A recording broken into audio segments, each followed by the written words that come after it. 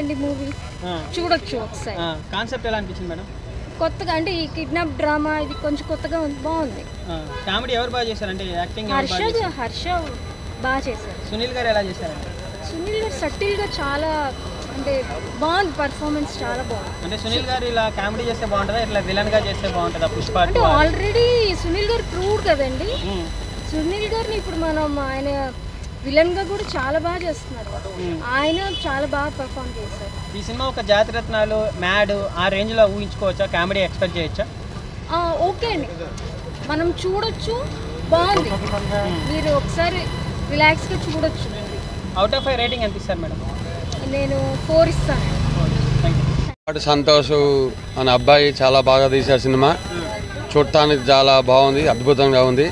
ఇలాంటి సినిమాలు కూడా తీసి అతను బాగా డైరెక్టర్గా అభివృద్ధి కావాలని మేము కోరుచుంటున్నాము.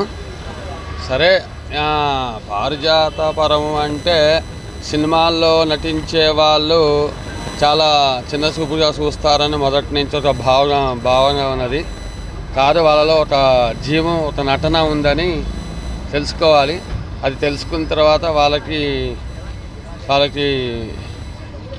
అది ఇస్తే ఏమంటారు దాన్ని, వాళ్ళకి నటన అనేది ఇచ్చే వాళ్ళదేంటో టాలెంట్ చూపెడతారు. అప్పుడు చాలా బాగుంటుందని మా యొక్క అభిప్రాయం. శుభం. ఎలా ఉంది పారిజాత పర్వం? చాలా బాగుంది. వైవర్ష గారు ఎలా చేశారు? వైవర్ష చాలా బాగా చేశారు.